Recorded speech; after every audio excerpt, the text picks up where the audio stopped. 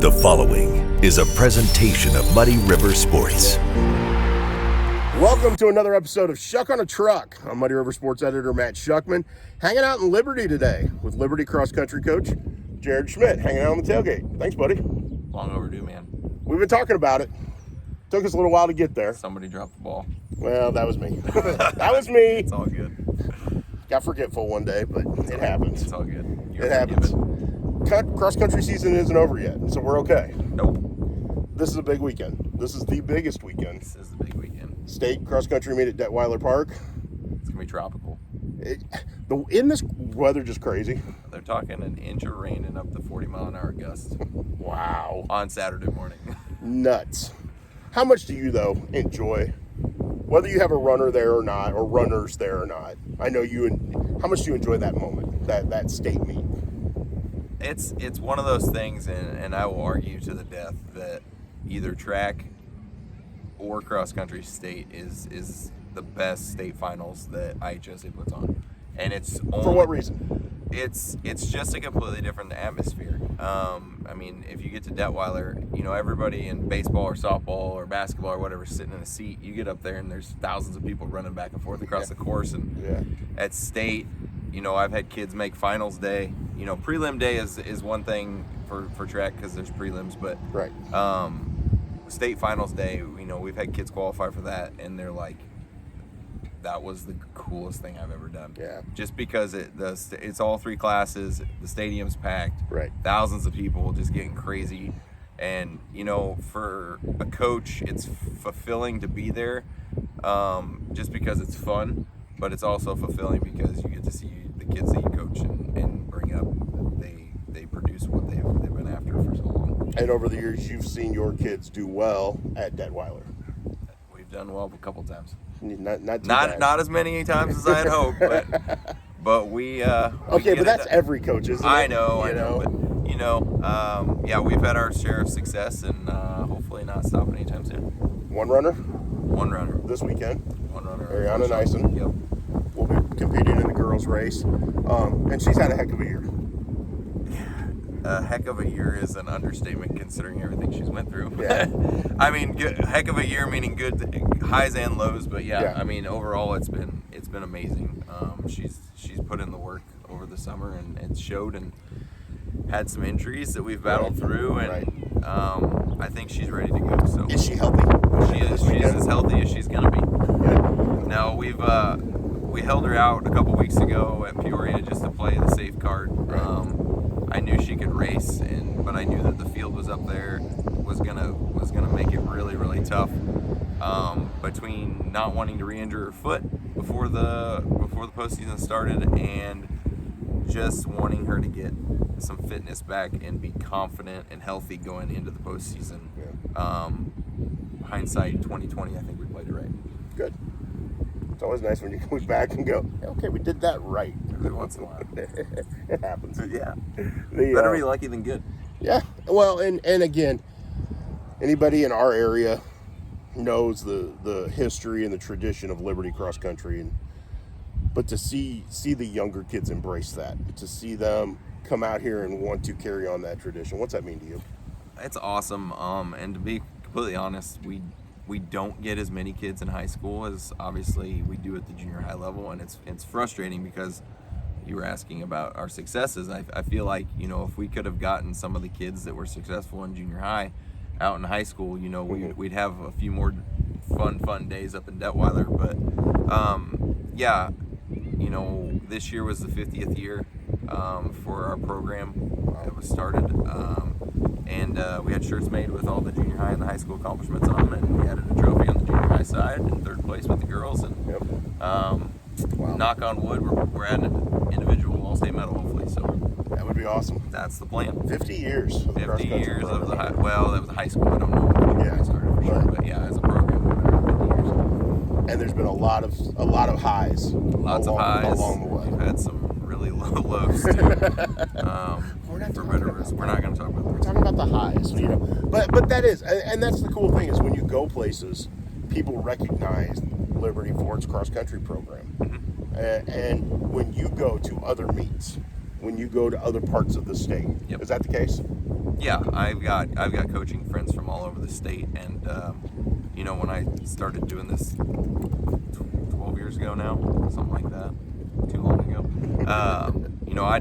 I was just out of college and took it over because we needed a coach, and I was obviously ran in college and wanted to help make sure that it didn't fall apart, and didn't know any coaches from other than around here, but I've built relationships, and I've got some lifelong friends out of the deal, and it's cool that everybody, not everybody, but there's definitely coaches around that know me from when I was running in high school, that are still coaching, which they've been around for a while, but having that camaraderie and honestly being the program that we are has got us into a couple meets that maybe we shouldn't have got into because we skipped the waiting list, but it's better to know. Right. You got to know people. That's right.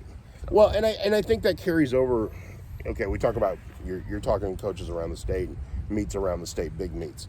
But if you look at the meets right here in our neck of the woods, the bigger meets, your Invitational, the Running Raider, the ones you compete in, the ones our area schools compete in, there's a real camaraderie amongst the cross-country community, isn't there? Absolutely. I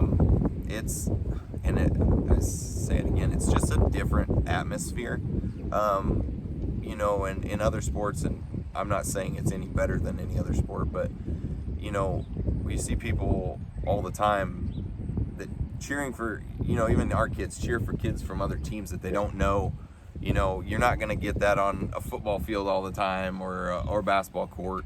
The last place person on some teams gets more hype than the guy that won the race because he ran a 3-minute PR, right, as opposed to the kid that just won the race because he's really good. It's just a different atmosphere and a different camaraderie amongst the kids and the spectators, honestly. I've seen it over the years, and the kids who are in the back of the pack, whether it's they're learning the sport, whether they're increasing their own PRs and stuff, but you'll see the kids who are at the front of the pack finish and then run back Absolutely. And cheer them on. Yep. Doesn't happen in other sports. You don't Nope. see that very often. Ariana's one of those that goes back, and I caught her 2 weekends ago at regionals. She was back cheering on her teammates as they were finishing because she knew we had to finish all 5 to get to sectionals as a team. So, and then last year I snuck a picture of Cannon up at the Macomb meet, after everything he had went through to finish the 1600 race, and he had shaken everybody's hand that he was coming across the finish line. So it was pretty cool. He's a good kid. He really is. He really is. And that's another thing with cross country. I mean, you don't get very many bad apples that you have to deal with. They're just, I hate to say it, but they're just different. Well, and the Cannon we're referring to as former Liberty Rider Cannon Wolf. Now Indiana State Sycamore. That's what I was just getting ready to say. Now at Indiana State, a great year. And having and thriving. Yeah, which is awesome to see. He picked a good spot for him, didn't he?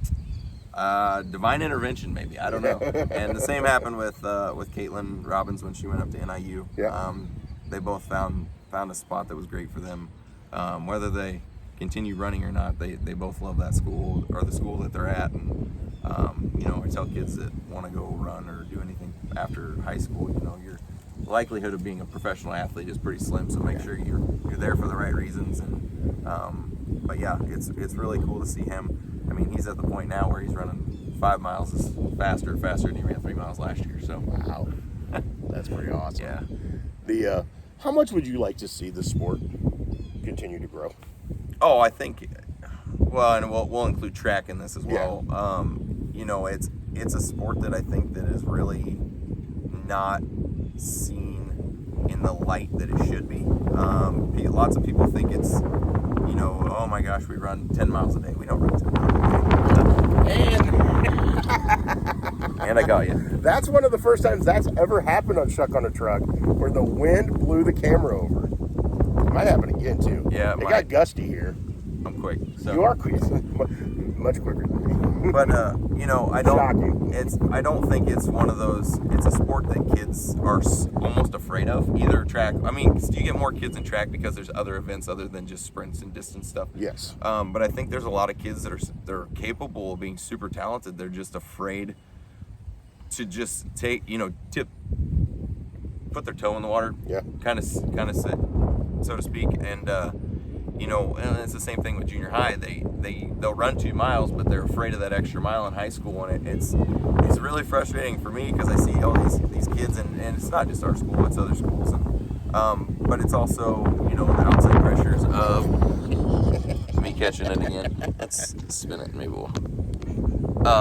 Outside pressures of the other sports, I see it a lot. Youth athletics in general is going to more of a sport specific at a younger age, and I think it's hurting. Not to go off on a rant here, but I think it's hurting a lot of sports in general and kids as athletes. You get them in high school. Kids should be and especially in a school our size, they should be multi-sport athletes. They shouldn't be one-dimensional, and that's just my opinion. But each sport, and I tell kids even track and cross country, because we have some kids that run cross that won't run track, and track is good for cross country is good for track, basketball is good for track is good for basketball. It's not a one sport thing, and unfortunately I think it's kids are being pressured or parents are pressuring. I don't know if it's parents, but it's just everybody's after everything's expensive. They want school paid for, and I mean, I understand that, but I think we're about to lose you again. At the same time, there we go.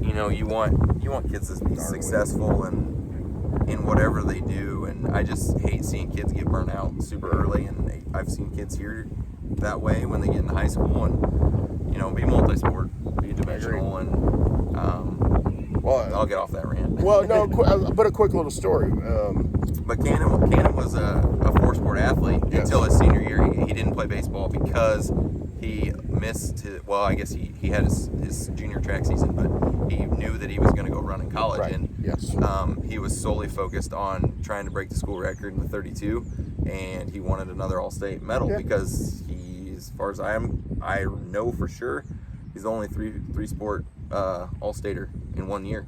Yeah. Track, cross country, and basketball, man. Yeah. Pretty impressive. Yeah. But back to your point of trying cross country and getting used to it. My niece and her husband have 3 sons. Yep. Two of which are in junior high, one of which plays football. The other one decided to run cross country this year. Was he the fastest? No. Doesn't have to be. But the determination to finish every race, I had the opportunity to see him, and it was impressive to see him fight through tough moments and get through it. And I think there are so many inherent. It doesn't matter the sport. Nope. Cross country's one. Basketball. Where you got to fight. You got to fight skills. through some. But it doesn't matter the sport. Figure it out. Fight through it. Learn from failure. Learn how to succeed. Yep. Learn to triumph. And I think it doesn't matter. Triumph could be beating your own PR by 10 seconds. Yep. Triumph could be winning a game. Yep. It depends on how you look at it. Yep. But I think I've seen with your kids through the years, triumph doesn't have to mean winning the race. No, and we have. Since I've been coaching 12 years, and I've had 2 athletes on our team that were killed during the season. Yeah. In car wrecks or ATV or whatever you want to call it. I mean, we've got kids that have been forced to grow up really quickly, and the adversity that just being on the team has created because of that is something is going to be life-changing for them, and it just makes them better people in general. But it's also helped them get outside of their shell, along with the sport. It's made some of the kids better runners because of it, because they've been forced to step into a new situation, as far as being a scoring runner or whatever, right. or just going through the process with with grieving and getting new friends and expanding that side of things. It's like I said, it's not just track and cross country, it's every sport, but obviously it's my niche, so it's one of those things that I'm glad to be involved in. It's life. It's life. And life right now, as long as the weather's good and it's not a monsoon on Saturday at Detweiler Park, life will be good on Saturday. Even if it's a monsoon and raining like crazy, it'll still be a good day. That's great. Regardless of how things turn out, it's been a stressful year for me because regionals was the first time we raced the full squad other than the first meet of the year because of injuries and stuff. Yeah. But we got through it. We got both teams in sectionals again. say we're on an upward trend.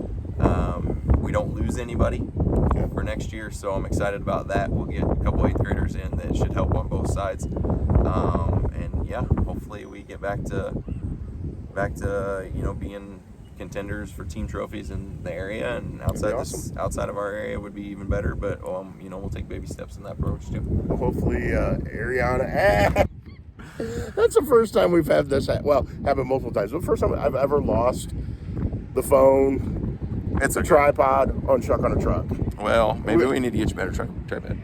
That maybe, or maybe just not try to do it when maybe it's windy. Because you're in a Chevy truck. It's not a Chevy, it's a GMC Sierra. Same thing. Anyway, hopefully Ariana Nyson gets you jump started in that right direction with a great finish this weekend. Absolutely, that's the plan. Top 15. That's the goal. Buddy, thanks for doing this. We'll do it again at track. It's been an interesting Schuck on a Truck with the wind today, but yes, we will do it again in track, and it'll be a blast. Thank you, sir. Thanks, buddy. For Liberty cross country and track coach, that's right, Jared Schmidt, I'm Matt Schuckman. This has been another episode of Schuck on a Truck. Muddy River Sports. Our home, our sports.